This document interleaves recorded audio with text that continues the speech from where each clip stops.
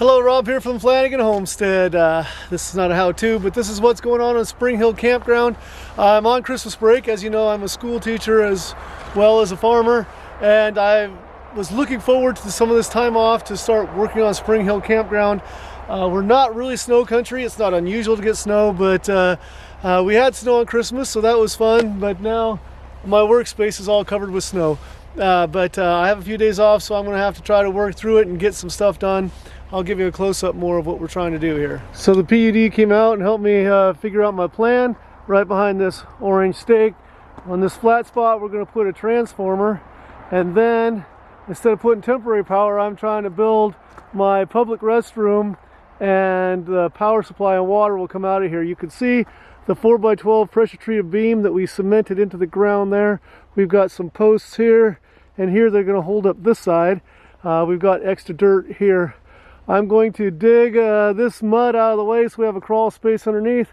Hopefully set this post or this beam on top of the post here today, and maybe start laying out the floor, although I don't have people to help me carry it. I had one of my sons help me set in the 4x12 pressure treated post that's 20 feet long. This structure just settling in the hillside here where there's not much room. We cut it out. It's going to be an 8x20 structure.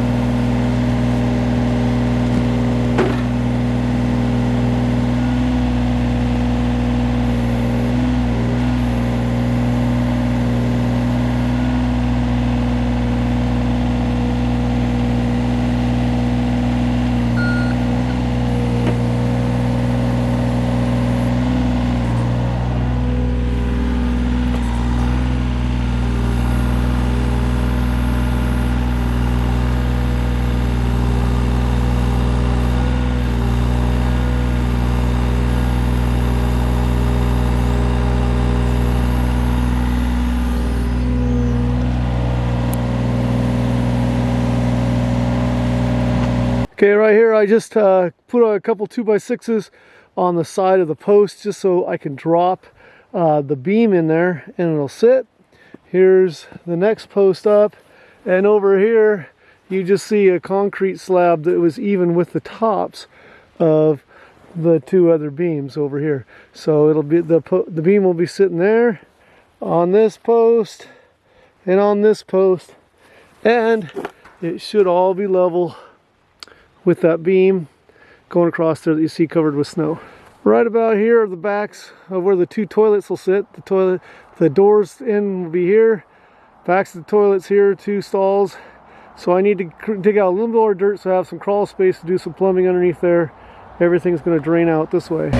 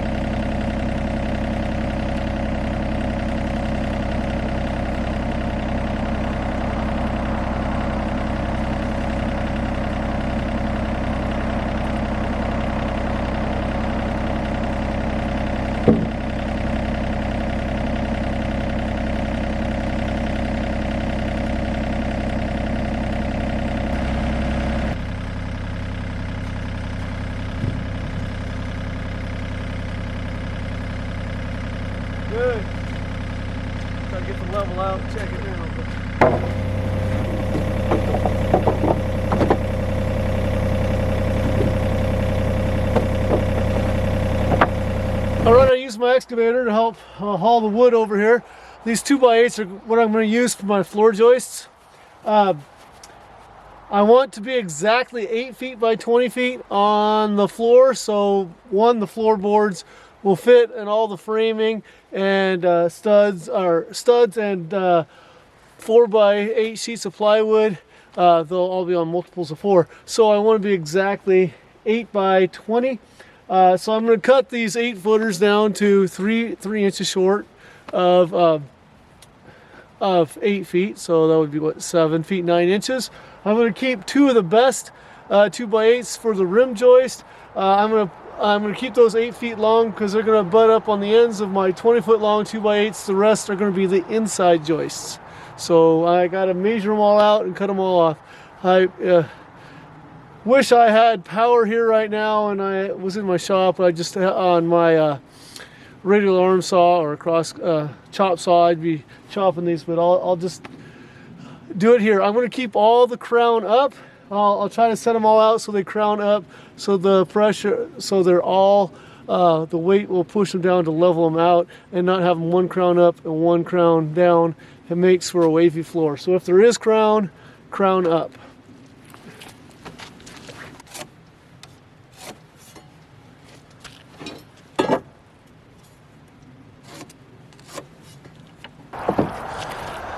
The speed square is a great tool for multiple reasons, but it's the simplest and easiest way to get a straight line across your 2x8, 2x6, whatever you're cutting.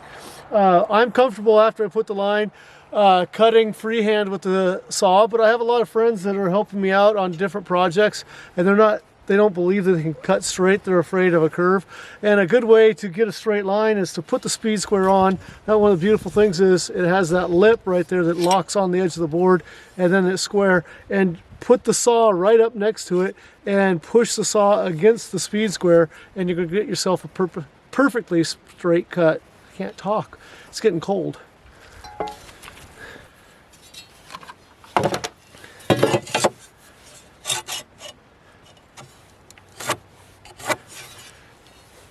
There's the line. Put the speed square on there to keep it straight.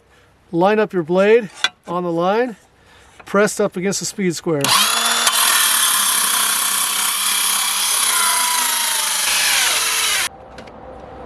Afraid of that. These frozen boards in my batteries. It'll be interesting to see if my batteries keep up with this today.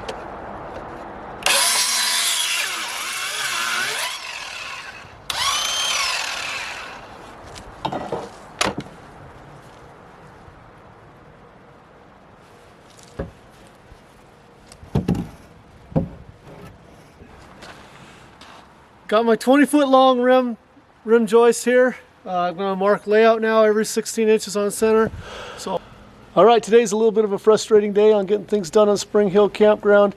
I was planning to be down on the lower property, building my campground space, the bathroom space, but this is what we woke up to this morning. It's kind of hard to frame and put the walls up, and everything's with all the snow in the way. So not wanting to get stopped, I did bring a bunch of lumber into the garage because my bathroom, which I'm working on now, the public bathroom and power area, is so small. It's only 8 feet wide because of the slope. I'm cutting it inside the mountain. I was going to stick frame the trusses on the building similar to what you see on the pump house there. But since we're all snowed out there, I'm just moving my operation. There's my lumber there. I'm starting to get my layout for the trusses. So we're going to just build trusses inside the garage today. So at least I can accomplish something. Then when the weather clears enough that we can get good footing down there, we'll go down there, build the walls, lift these up, and so that part of the construction will go a little bit faster. Okay, I did not want to get forced inside the garage or the shop due to the weather, but I did. And one of the positive aspects of that, though, is I do have my compound miter saw with a fence on it, and so you could set the angle, cut the board, slide it up. I extended it out to put a stop block, put the clamp on the end of the board there. That's the length I need to cut it at, and so you cut, slide, cut without measuring all the time and without having to use your speed square and mark the angle, which I would have had to do if I was building out on site. So there are some positives to being forced inside. Simply cut off the end of the board.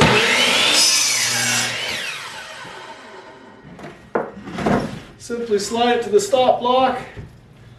It's in place.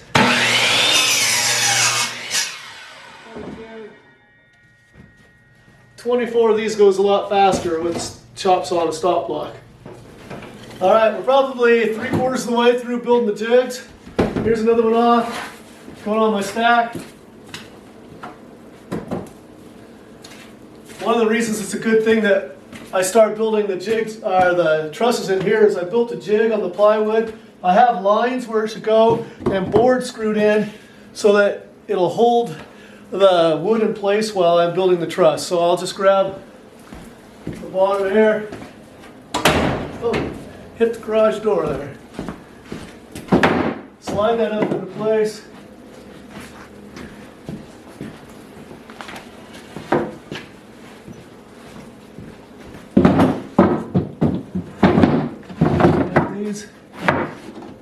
They just slam up against these boards that are screwed in. Center them up on the line. Make sure everything's lined up here. And for right now, I don't have gang nails. I'm just using some scrap OSB board. And I'm going to line up right there. And I'm going to nail this in with the nail gun. I actually think it holds it tighter than the gang nails. But then tonight I'm going to buy some more regular gang nails and put them on the other side. But this will hold it together for now.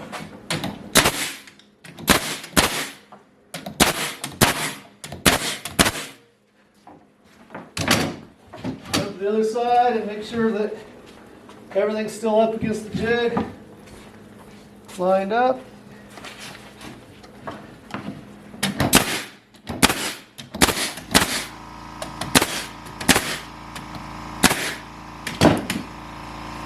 A smaller piece for my top.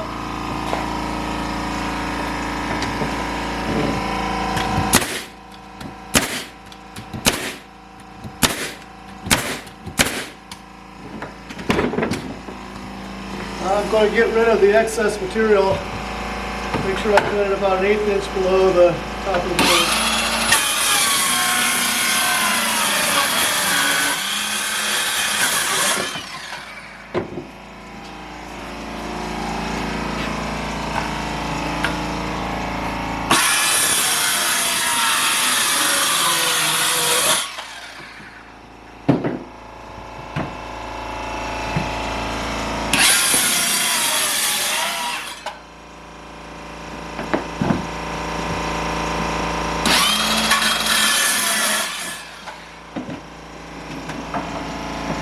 There we go. Have another truss ready to go. When weather and time permits, we'll continue on our build on our bathroom on Spring Hill Campground. Please come back and join us for more updates. And thanks for joining me on the Flanagan Homestead, where Christmas trees are my business, teaching clinic horticulture is my job, and outdoor projects are my passion. And I'll just go out and enjoy the snow now.